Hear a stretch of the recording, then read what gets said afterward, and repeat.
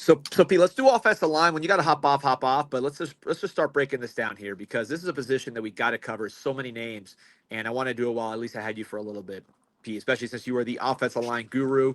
For those who don't know, you signed Titus Howard, who ended up being a first-round pick out of Alabama State, right, to the Houston Texans. Yeah, I've also had an undrafted guy, Rob Jones, who ended up now making it to a second contract, and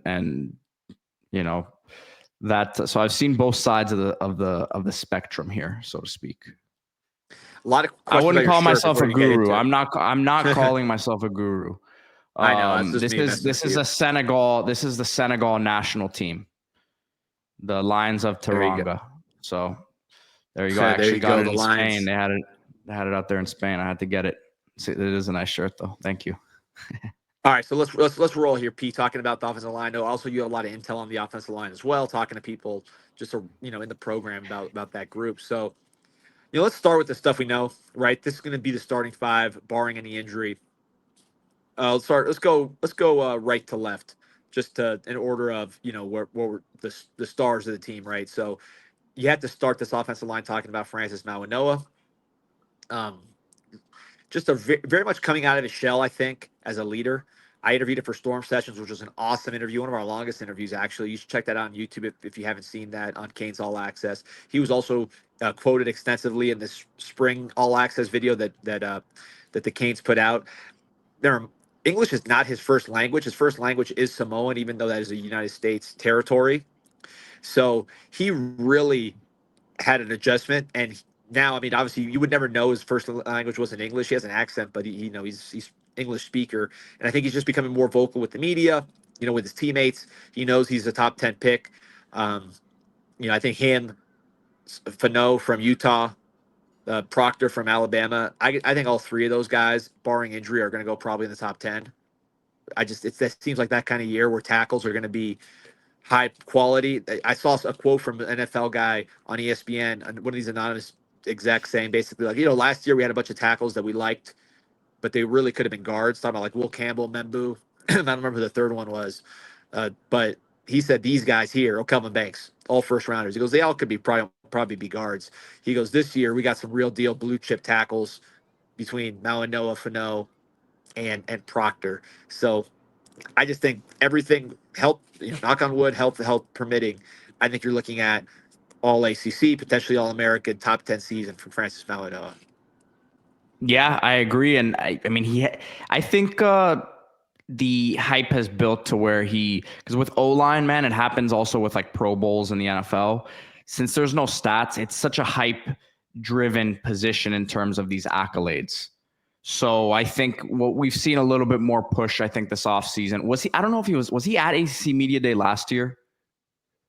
I think his brother was. Yeah, he wasn't. So I think that's an important, as funny as it sounds, but these things all matter, man. You need to get a first team All-American when you have a talent like that, because it's a recruiting pitch. So those accolades, as stupid as they might seem, and as fans, sometimes it's like, well, it doesn't really matter that Cam Kitchens was a first team All-American because, what if they haven't really done anything crazy with it? But as these things build up over time, it does matter, and it's something to point to. So I think something like that with him is just looking at him specifically, because we understand he looks like a top 20 type pick. I think, as you talked about with some of these other guys from last year, some teams may see him as a guard. Some teams are going to say he's been amazing at tackle. Why are we going to move him? So that debate will be had when that time comes. But for Miami this year, I think he needs to continue to take that next step. I think his freshman year, he had some stuff with penalties, right? With a false start, just like mental lapses, right? I think last year he was pretty clean overall, but there's always room for improvement. And I know, like, for as much of a freak as he already was before this season in terms of weight room stuff, what I heard in the springtime about him was that he just took it to a whole nother level, that he had added 10 pounds of good weight and was moving even better than before. So very excited to see him now. And this always happens. The first few days of practice, right, Dean, in the fall, those post-practice instant reaction things are always like, man, this guy looks bigger, this guy looks slimmer, this guy looks quicker. And I'm sure we'll see a lot of that. But it was hard to imagine last year that this guy could be even more of a freak because it seemed like he was already there. But the word I'm getting is that he's taking it up a notch. Yeah, no, I think he smells it. He wants to be shaking Goodell's hand. That's been his goal since he signed with the Miami Hurricanes. He wants to be on the Penei Sewell path. He had a great quote in this behind the scenes ACC thing or spring practice thing where he said, "Everything I do, I'm like, can I block Micah Parsons playing like this?" So that's the standard he's already holding himself to. He's thinking big. So I like that mentality. Like, hey, is this good enough to stop Micah Parsons? Maybe it's good enough to stop Duke or FSU. Is it good enough to stop the Cowboys, right? So I think that's where his head is at. And he's in for a big year. Pete, do me a favor, go to MiamiHurricanes.com Twitter and pull this up or the official Miami Hurricanes football Twitter, because they did a picture of some of our offensive linemen, some of our players in general, and how they looked when they got here and how they look now. And one of the I think it players was featured, was it not I saw something that Mirrorball tweeted this morning of McCoy and Inez. Oh, here it is. It's the full. yeah, It's the so full yeah, you graphic. found it's the same. You could find that too. That's because Oh that's yeah. what I'm getting at. Okay. Yeah. So it's isolated. It's isolated. Mirrorball's is. So let me pull that one up. Yeah, so Cooper, this guy, when you talk to people around the program, talking about Nez Cooper, they're saying he had the best spring of pretty much any player on the team. I thought he was, I thought this season he was good, not great. He had been better the 2 prior years, at least relative to his age group. I thought last year, could have been better. But now this year, you see the weight transformation. Also, McCoy, who we'll talk about in a second, is the left guard. So here are your two guards. Cooper really, really had a good spring. He's really changed his body. He is extremely we talk about IQ, uh, just being in a good place mentally. This is an academic All-America type of guy, feeling comfortable as a leader, obviously feeling comfortable in his body. You just see him. He looks like a whole different person. And I heard spring, he was just outstanding. And he was good before. It's not like one of these guys where you're it's not like a reclamation project, but you want to get him from good to great, where he's one of the best guards in the country. And that's what people who observe the game tape and watch him close in spring, that's the kind of language they're using. He could be one of the better players in the country based on how he performed this spring. So, Cooper, and we'll skip over Brockmeyer. We'll go back to him in a second. But while we got McCoy up there, you see him there. McCoy, former tight end. I think people who have not seen McCoy, and he looks like a tight end in that picture on the left. I don't think people who have seen McCoy or not seen McCoy realize how big he is, Pete. This is a guy who's, legit like almost 6'7", 340, 330. I mean, he is huge. And I don't think people realize until they see him stand next to guys like Noah. Yeah, and I've said this. I've said this a couple times, which might surprise people, but there are people in that building who think that not only is this his last year at Miami, like because he's going to be a legit NFL prospect, but they think he could push to be like a top 100 pick, which Miami fans right now would be like, wow, that's kind of out of nowhere. He's just a guy who hasn't been the most consistent. He hasn't like really asserted himself. And I know how it is at O-line. These guys are such fast risers that if he puts together one clean year here, he's going to test out of the building. He's going to give you everything you want from the height, weight, speed, twitchiness standpoint. I'm talking about really at that position. So watch out for him, man, to make a push to be a big time draft pick next year. Yeah, 100% agree with everything you said. That's the eternal belief on McCoy. When you look at the picture on the left, you see both these guys. When they first got here and they looked like that, they actually both played tackle. Like they were the backup tackles on that first team. And I saw them as true freshmen. And I remember thinking, man, we hit on both these guys because they were playing tackle and looking good. Cooper ended up playing guard that year starting. McCoy redshirted, continued on his career after that. But both these guys, I think, are actually capable of playing tackle. Maybe not in the NFL. McCoy maybe has more of a chance. But both these guys, I think, in terms of ACC, could play tackle. You're pretty good at tackle right now. But I think if you needed them to play tackle, maybe McCoy next year comes back and tries to be the tackle and up his stock that way.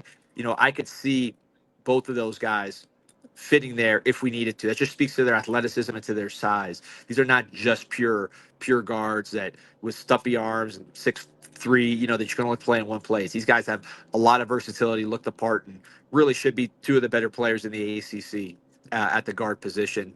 Just any position, really. These should be big time players if you're going to be where you want to be as a program. Pete, switching gears to the center position. And I want to start with James Brockermeyer, somebody I interviewed for Storm Sessions. Really smart guy. He's a football royalty, right? His dad was a first round pick of the Carolina Panthers. He played for the University of Texas. His brother played for Texas as a linebacker, a good one. His twin brother was a 5-star player, signed with him to Alabama coming out of high school. Had another brother that played. So these guys are all about football. And he's the last one standing. His brother had to medically retire. Kind of disappointing at Alabama, mostly because of injuries. Brockmeyer ended up transferring to TCU, performed well there. Now he's going to be our starting center. And talking to people about Brockermeyer, the main thing is he is extremely smart. He has good size, and he just knows what you need to do at center, which for them, like because there's so many double teams in the system, you got guys like McCoy and Cooper who we just talked about. What they value at the center position more than anything else is just IQ. This is a system. If you ask what one of the things that makes Mirabal system unique, they put a lot more on centers than other teams do, other lines do. So that's why you see a Matt Lee transfer, a Zach Carpenter transfer, now Brockermeyer, guys that have played a lot of football.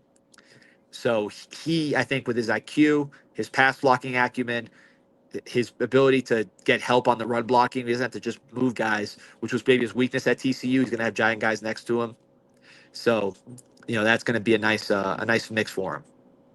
Yeah, I agree. The smarts is what I've continuously heard with him. When it was Matt Lee a couple years ago, what I heard was, man, this guy's a freak athlete and he's tough, which both of those things turned out to be true.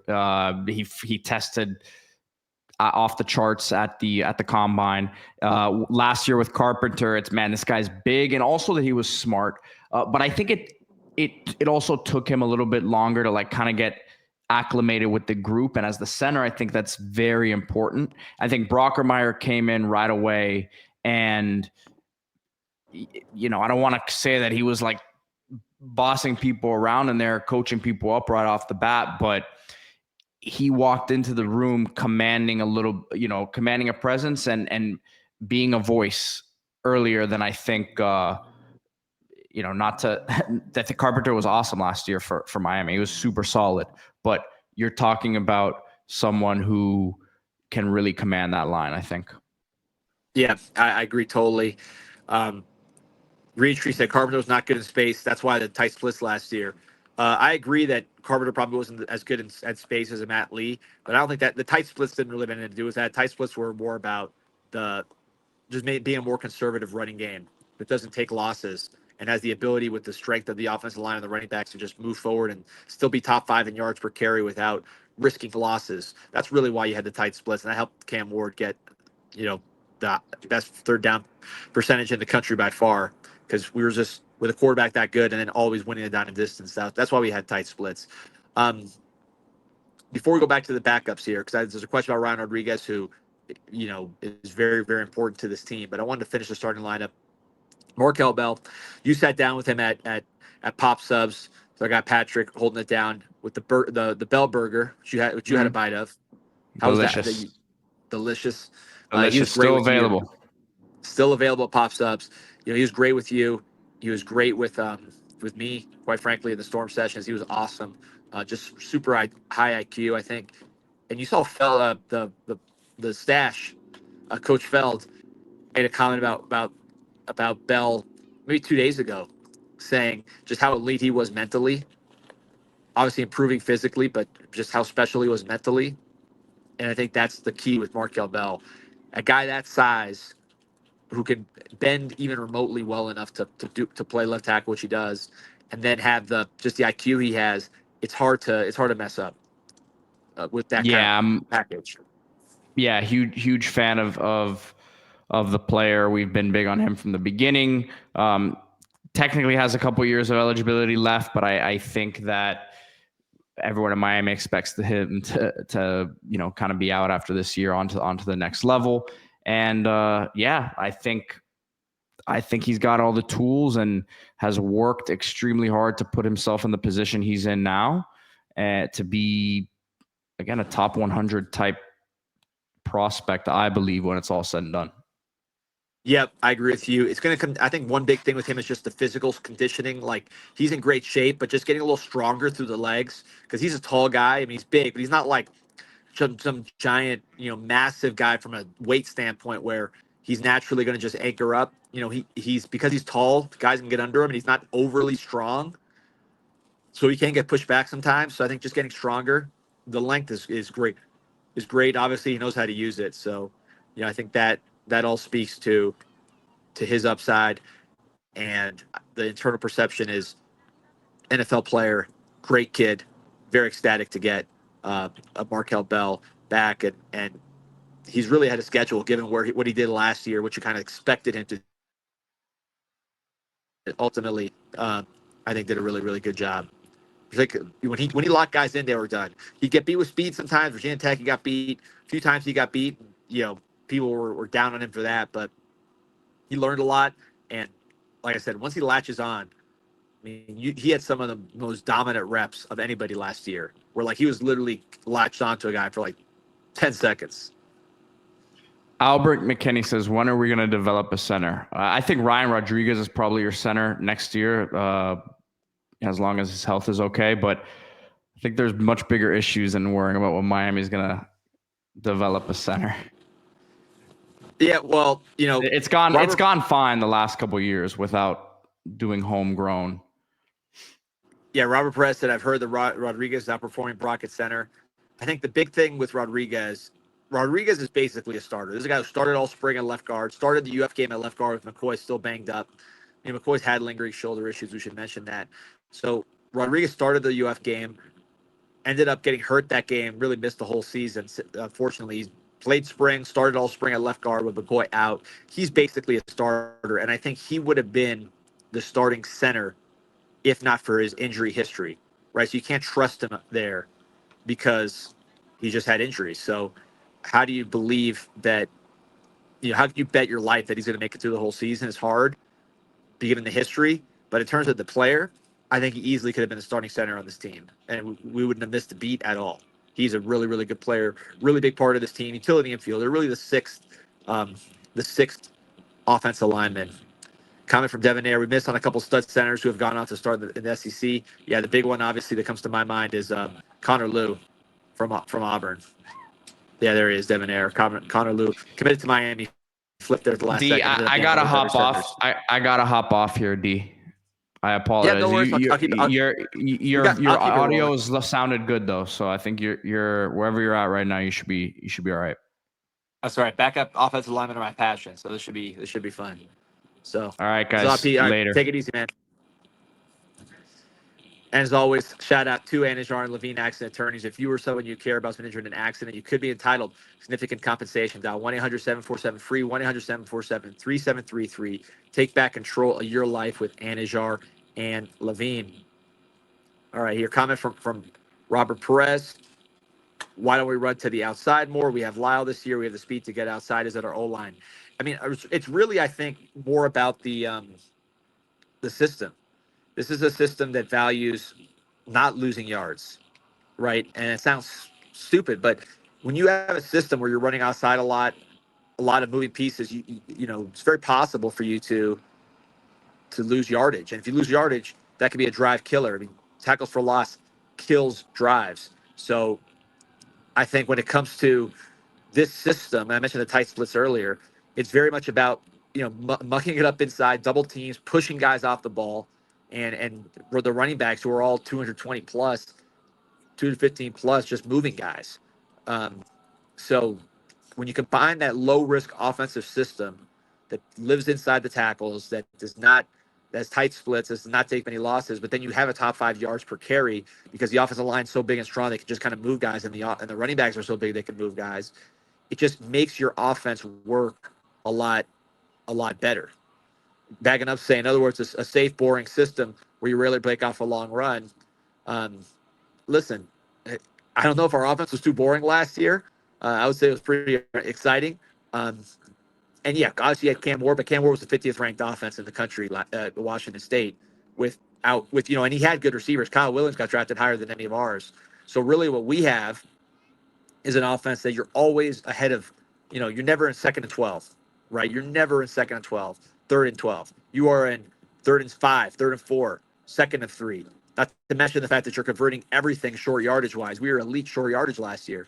Plus, with all that, we were still top 5 in yards per carry. So it's not like we were just getting 2-3 yards a carry. We were getting 5 plus because we were just pulling guys and pushing guys and moving guys. So that allows you to have an elite offense, which is what we had. And you heard Shannon Dawson talk about it if you watched that All Access show, which we've been talking about here for the spring, but kind of behind the scenes. He said, look, I don't like to lose yardage. We don't like to lose yardage. And the biggest reason we're always getting positive yardage is our offensive line just moves people. Throw the running backs in the mix as well because they're all big physical backs. So that is what we're about. That's why we run inside the tackles. That's why we have tight splits. That's why we're built with such size. And I think ultimately, if you're Carson Beck, it is going to help him perform because last year Georgia had the 104th ranked running game in the country, I believe. It was in the hundreds. That put a lot of pressure on Beck, and that forced him to force a lot of throws. That's why his interceptions went up. Still threw for a ton of yards, but I think what you saw was the lack of a running game hurting him tremendously. Canes 305 say might head over to the Miami team store today. Yeah, 3 to 4 man autograph session. So a lot of guys. Armando Blunt will be out there. I don't have the full list in front of me here. I'm on my phone, but you got just some really, really good student athletes here. And let me pull up the list here. So I don't want to let anybody off for the team store because we have a great event here from Miami Hurricane team. So remember MiamiHTS.com. If you want to buy stuff over the internet, but if you're local, head to the team store. Let's see who we got at the team store. We got 4 student athletes that are going to be signing autographs. These are great events, by the way. 3 to 4 p.m. today at the team store, located right across the street from the University of Miami. Armando Blunt, going to be elite this year. Tony Johnson, Cincinnati transfer, wide receiver. Keelan Marion, BYU transfer, wide receiver, and Ahmad Moden. So you got a mix of defensive linemen, transfer recruits. It's going to be really a lot of fun. Josh Gross saying, I'm thinking about getting a 100 Years book for my nephew's B-Day. Great B-Day present. This is the 100 Years of Canes book. Get MiamiHTS.com or the store in person. Use promo code INSIGHT20. You get 20% off your first item. And really, again, I can't stress enough. You want to meet players, have your kids meet players, and have just a really great experience. I strongly recommend getting out there to the Miami Hurricane team store, 3 to 4 p.m. Blunt, Keelan Marion, Tony Johnson, Ahmad Moden. I've met Ahmad Moden, interviewed him. He was an awesome personality. The other 3 hear great things about, so you could take pictures, have a much more personal setting than just someone's like autograph signing at a mall. Canes 305 asks, does the code work at the store only online? It works at both. So if you're at the store, just say CanesInSight, Insight 20, whatever it is. They got a little CanesInSight button at the cashier. So my guy Jeremy, he'll take care of you. Harry will be out there, the best in the business out there at the Hurricane team store. Martin Dubé saying, hold on, let's get this going here. Trying to work this. This is a process here. Let's see. Comment from Bagging Up. There he goes. He says teams will compress the field to muck up those A and B gaps, press the wide receivers, and throws to force the ball downfield, throw screens to take away the interior run. All right. Well, listen. If it opens up for your wide receivers, then it's doing its job of commanding attention. If you look at last year, teams stacked the box on us plenty early in the season, and all that did was lead to Cam Ward just completely annihilating him. I mean, can you imagine trying to not worry about Cam Ward? That shows you how good our running game was. So, that is to me the key to our running game. Martin Dubé saying, D-Money, from this angle, you look like a young Ricardo Montalban. Fantasy Island, my guy. So anyways, getting back to the offensive line before we get too far off track, the the backup center position. I mentioned Ryan Rodriguez. Also have Nino Francavili there, Canadian, former Harvard commit. You flipped him, and you say flipping a kid from Harvard, that's going to be an an overachieving kind of little guy. But he actually has a lot of really good tools. Tested well. I think he ran in the 4.8s, 4.7s in terms of shuttle at our camp. Big physical body. He looks the part more than you think for a guy we got from Harvard. He's definitely a P4 player. Plays center, plays guard. He's in his now second year, developing well. I like Nino as maybe like a Ryan Rodriguez type. Um, you look at the classic backup center, the pure backup center, which would be S.J. Alafatuli, which ironically you say he's a pure backup center, but he actually is more comfortable at guard right now. He played guard at um, Bishop Gorman, one of the best programs in the country out of Las Vegas. So he's more comfortable at guard. He's still getting used to snapping, had some snapping issues in camp, still working on like snapping and then exploding off, because it's one thing to snap it, it's another thing to be comfortable snapping and then getting off the ball. So he's still working on that. He's a smaller guy. I think he's just a classic redshirt candidate. Put some weight on, get used to snapping. Then next year, rock and roll. Freak athlete, really twitchy, great leverage, works hard. So I think he's going to be a really good player. He needs a year. I compare it to Alabama's center, the one that they got from Washington when Kalen DeBoer came over. He was like in that 260, 270 pound range out of high school. Took a year of redshirting. Parker Brailsford took a year to redshirt, and then now is one of the best centers in the country. Appreciate the support as always from Crash Flight. You're the man. Asking who's my second team offensive line going into camp. All right, so let's do it this way. Let's put Ryan Rodriguez at guard, because I think Nino can handle the center. I mean, Ryan Rodriguez is the backup center, but let's just for purposes here, because you need guards on this backup unit. Let's put Rodriguez at guard. Let's put Francavilla at center. Then I would have Kinsler and Samson Okolola as tackles. It was really big getting those guys to come back, because ultimately you have two guys who, if they would have transferred this spring to start somewhere, you wouldn't have had them for next year, obviously. Whereas now with them staying, they can not only help you this year and get quality reps, develop in practice, potentially start, but you could also have them next year as your walk-in starters, assuming their continued trajectory. Mirabal likes both those guys. So I think that was a sneaky addition in the portal, or at least retention in the portal, was to get those two locked and loaded for this year, the year and potentially the year beyond. So I'd have them to a tackle. I'd have Rodriguez at guard. I would have Francavilla at center. The other guard, maybe Minaya, maybe Juan Minaya, who's had made some progress at guard, but I would have him behind. Rodriguez would be first off the bench at guard, and I think the other two, the guys I mentioned, Kinsler and Okolola, that's really the top 8 with Rodriguez, Okolola, Kinsler, and then the starting line I went over. Because I think what you're going to have with those guys is position flex. They can play guard. One of these other guys can play guard on the starting lineup. You can move people around, but I would say the first 3 up are going to be Rodriguez, Kinsler, and Okolola. On Okolola, if we wanted him gone, he could have been gone, man. So the fact he's here, I think, is a vote of confidence in what Miami is trying to do, and like Miami's faith in him and his role in the future of the offensive line, because otherwise he would have been, if he had no future, he would have been gone. He's an expensive player. He had opportunities to start. They wanted to keep him. Issue with him's always been, he's a wrestler, so he has good balance. He's good at like torquing guys, but just the pure power and strength, like, just popping guys. I think that's been more of a weakness for him. He's developing in that way.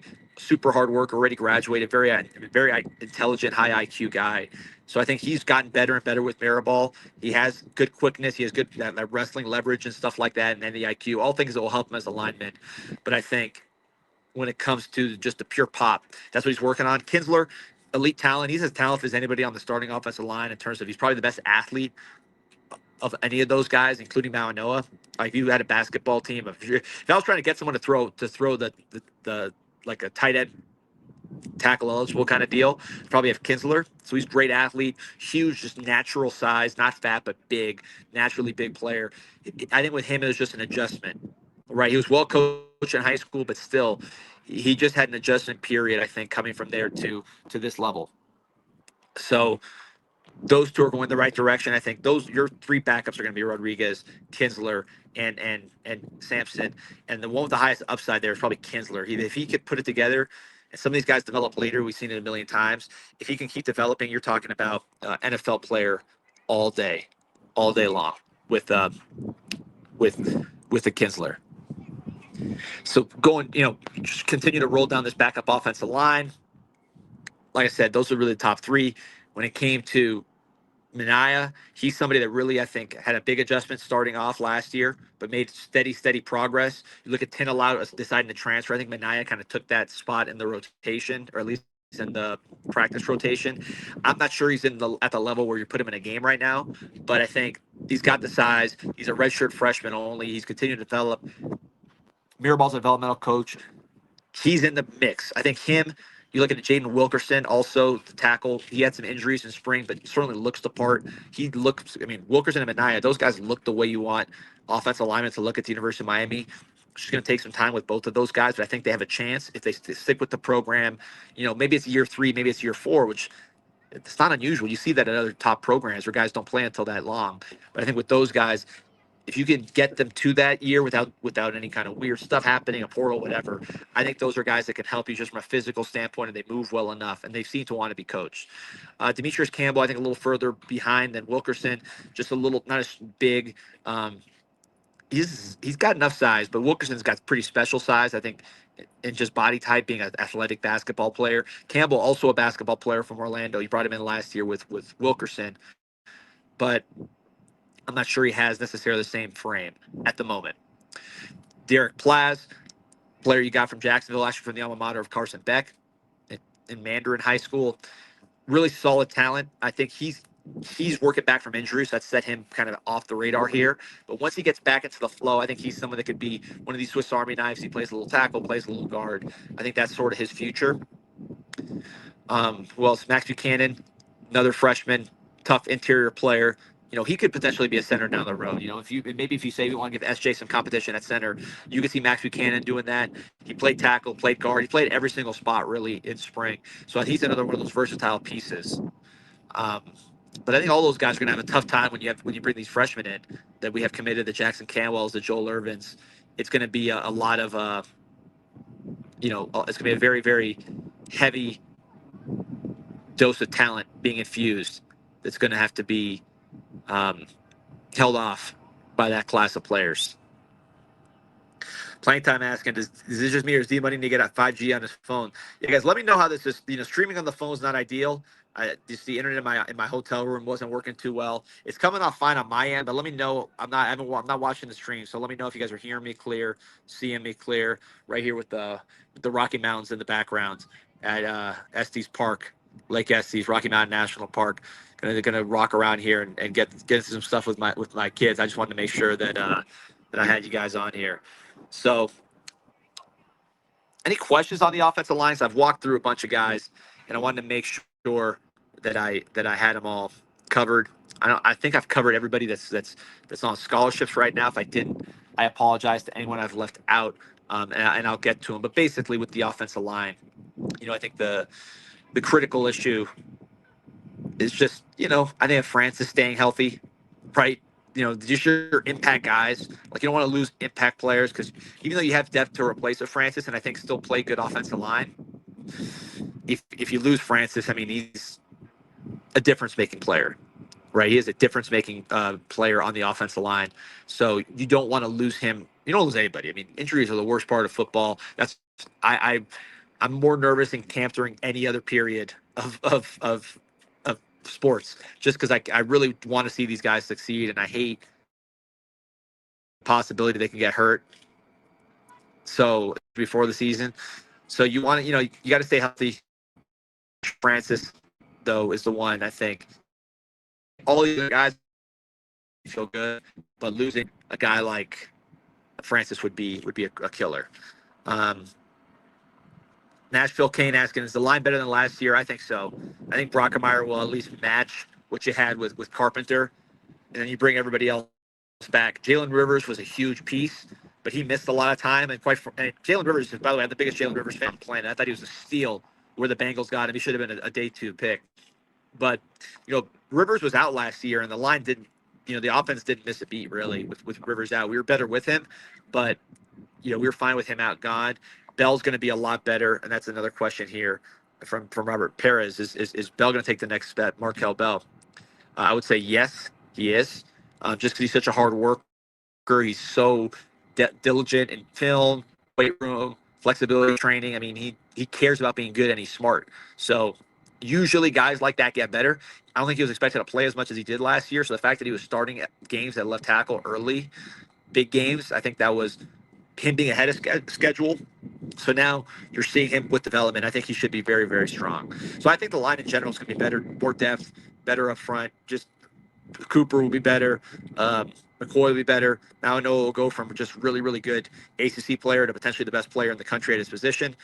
She wasn't really that far off last year, to be honest, but I think he'll have a better chance this year. I think the line will be better. Carlos Montilla asks, do I foresee more rotation in the line this year? It's a good question. I mean, hopefully you get some blowouts so you can kind of put in a Kinsler, right? You can put in Okunlola, let those guys develop, and go from there.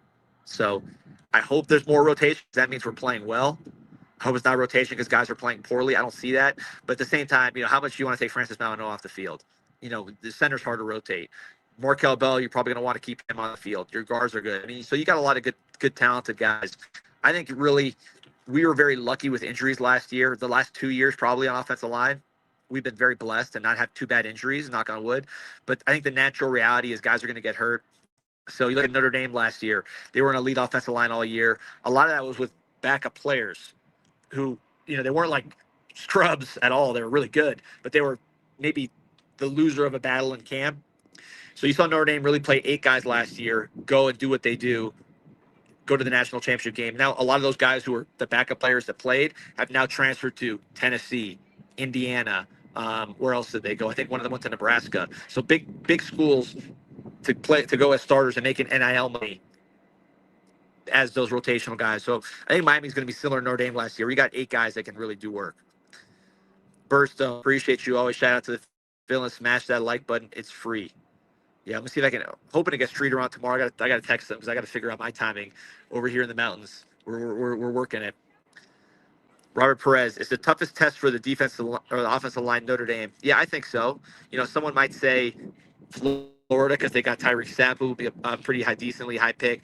Caleb Banks, but Miami destroyed those guys last year up front. I mean, one-on-one just kind of embarrassed them. And then you look at that performance, and then the fact that UF lost a lot on their defensive line.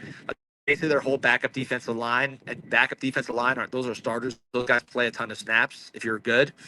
Those guys all went to LSU, to Texas A&M, to Alabama, North Carolina. So they lost a lot of their depth up front. So yeah, you bring back Caleb Banks, Tyreek Sapp. Those guys didn't do much against Miami last year. Mauanoa was big boying Tyreek Sapp pretty much the whole game.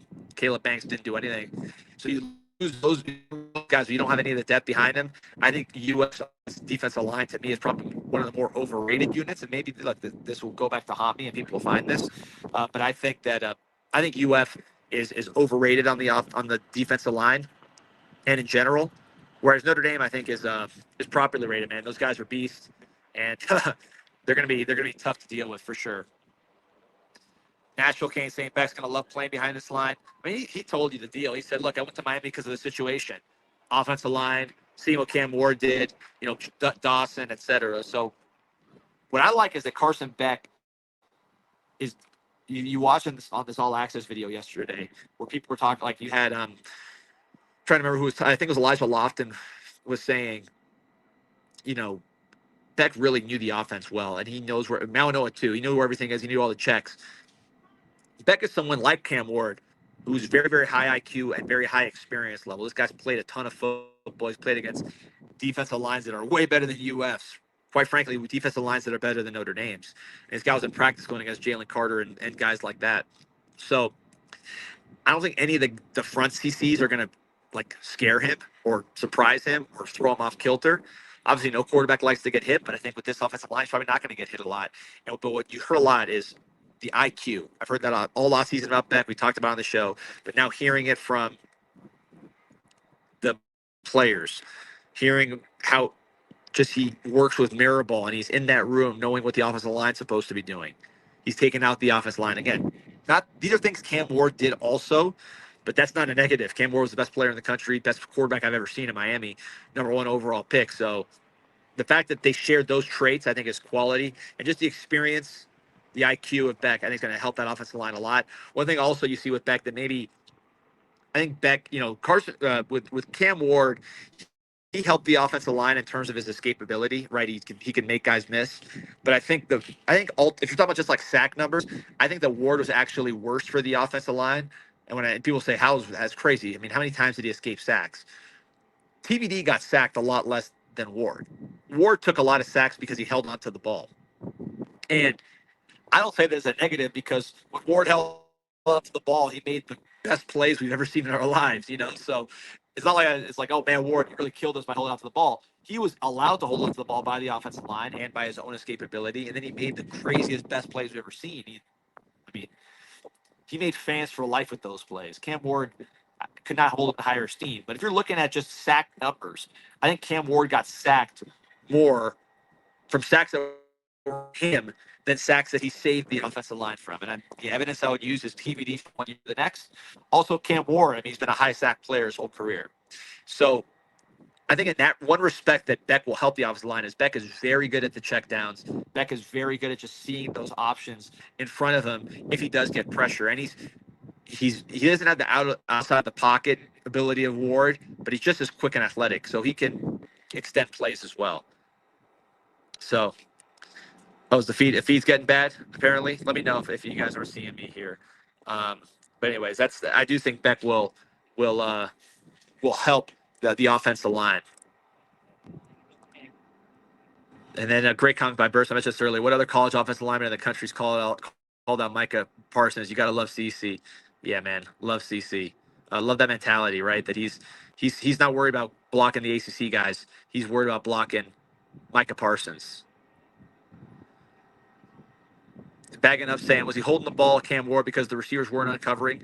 Yeah, I'm sure that's part of it. But I mean, look, you think about like Georgia Tech, right, where we had some checkdowns to Elijah Roy that we missed.